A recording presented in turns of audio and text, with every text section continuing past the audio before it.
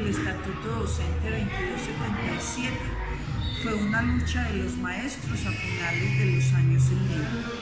Cuando yo me vinculé bajo ese decreto, el cual tiene muchas ventajas y muchas garantías para el maestro, entre ellas la salud, su tiempo para pensionarse, pero también yo como maestra nacional no tengo todas las garantías ni las ventajas que tiene un maestro que haya sido nombrado por la Secretaría de Educación Departamental.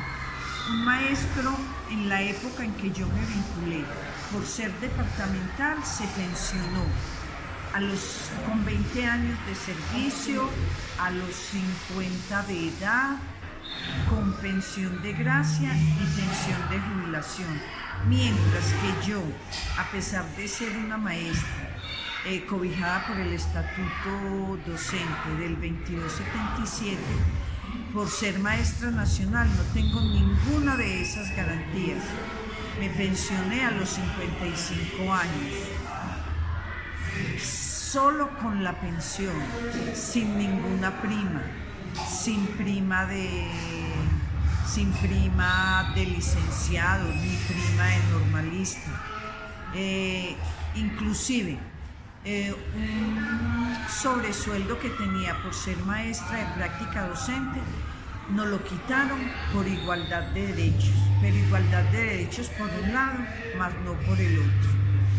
Entonces yo no sé qué ventajas o qué desventajas tenga. Para mí como nacional la disfrutaron los maestros del departamento, los nacionales no. Buenas tardes, mi nombre es Andrés Arvey Zapata, soy docente de la Escuela Normal Superior de Jericó, regido bajo el decreto 1278. El decreto 1278 surge en el año 2002 a partir de los acuerdos establecidos en el paro del 2001 y también a partir de la ley 715 del 2001. Este decreto permite el ingreso al sistema educativo de los normalistas, profesionales de la educación y profesionales de otras áreas.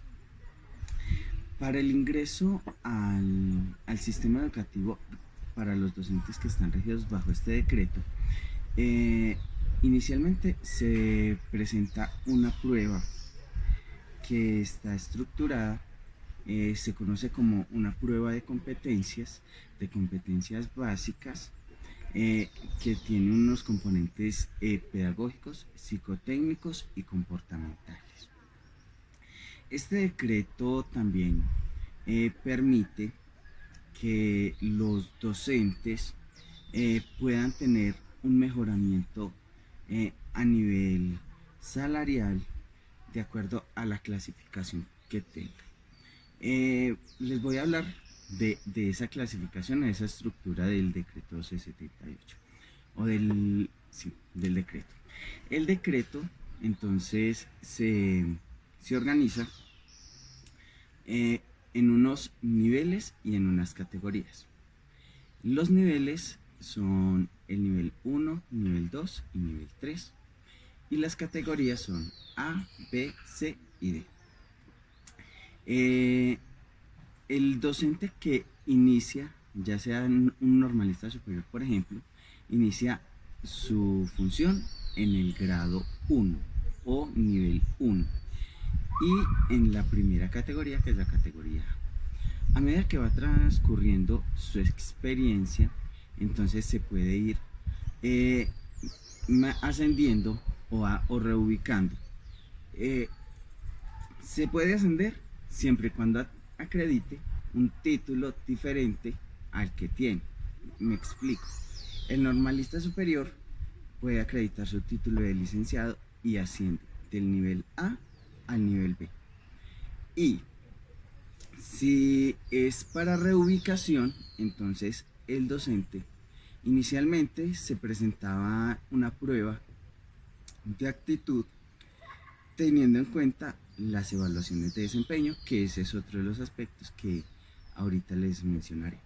Entonces, para pasar a la reubicación, el docente anteriormente presentaba una prueba de competencias que para ser superada se requería de un 80% como resultado. Si obtenía un valor menor al 80%, no podía aspirar a esa reubicación o a ese ascenso. Actualmente, los docentes que estamos regidos bajo este decreto, para poder ascender o reubicarnos salarialmente, debemos presentar un video que se conoce como la evaluación de carácter diagnóstico formativo. En este video nosotros presentamos una práctica docente donde se evidencia la apropiación del contexto, la apropiación de la práctica pedagógica, la apropiación de la planeación, la apropiación del grupo, la apropiación del tema y la idoneidad.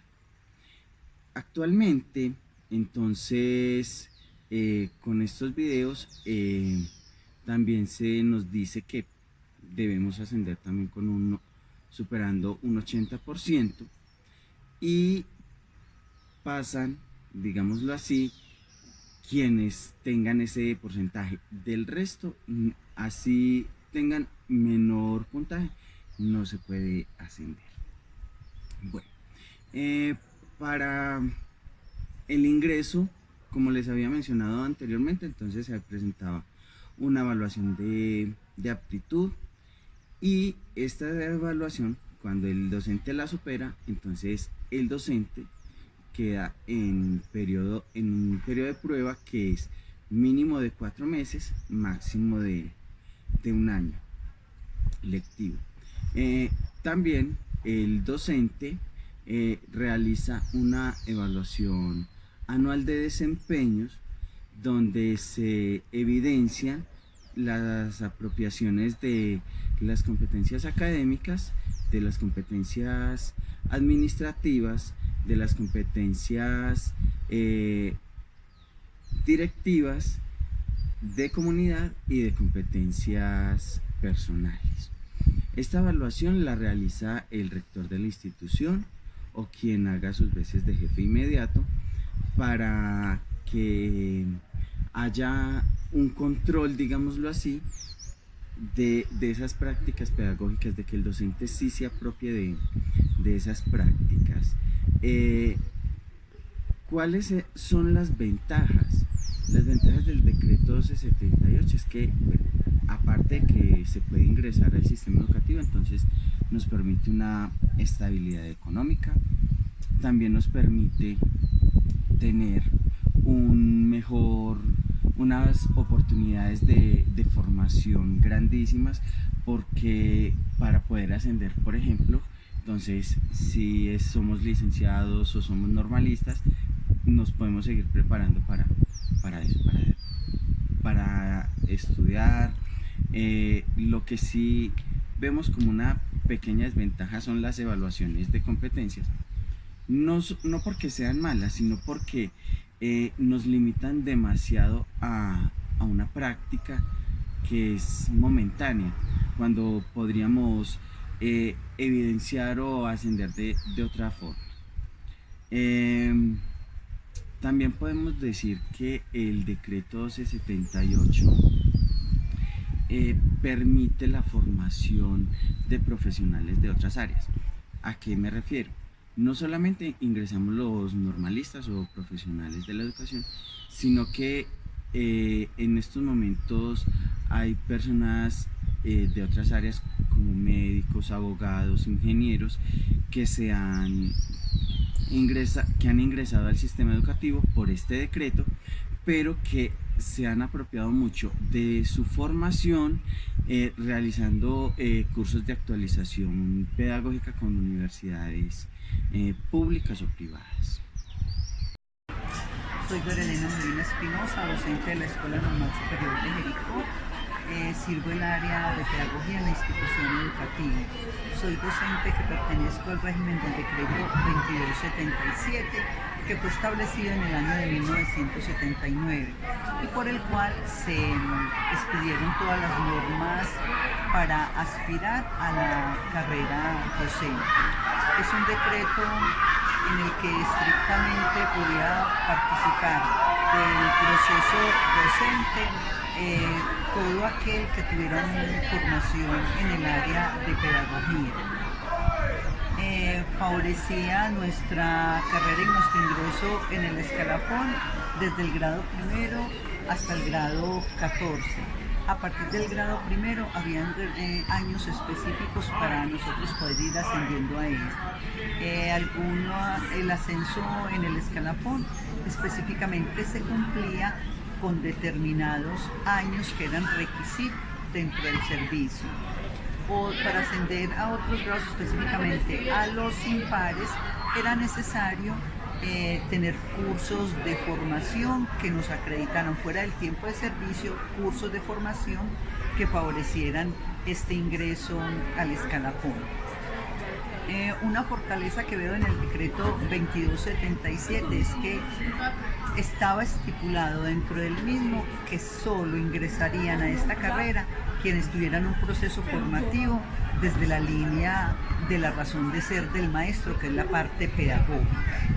Y a partir de allí, pues, empezar a hacer todo este proceso de formación y capacitación. Veo como fortaleza, pues, este proceso como tal desde la parte pedagógica. Veo como debilidad dentro del decreto 2277 que llegas al grado 14 y el docente, por muchos cursos, preparaciones y opciones que tenga, se queda en el grado 14 porque es el grado máximo. Sin embargo, es una satisfacción para uno pertenecer a él. ¿Qué le veo como fortaleza al 1278 comparado con el 2277? Para mí, como docente y en los años que llevo ejerciéndola, me parece importantísimo el proceso de evaluación. Me parece que lo que no se evalúa no se transforma. Y ese proceso de evaluación del 1278 exige que el docente no se quede simplemente ascendiendo en una línea en el escalafón simplemente porque cumplió unos años. Hay unas exigencias puntuales. Me parece que la evaluación es pertinente en todo proceso. Hay otras fortalezas grandes. Podíamos aspirar o ingresamos a la carrera docente con el nombramiento que nos hicieran.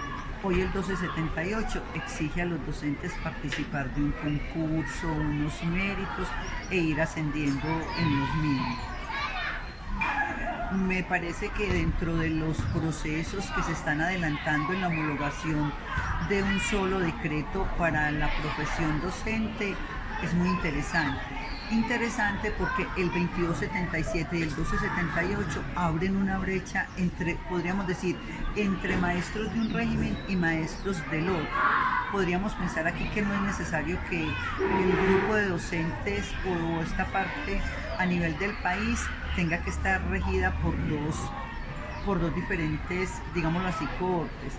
Muy importante la unificación, siempre y cuando se respeten las condiciones laborales y se valore lo que es la proyección y la credibilidad que como docente se adquirir.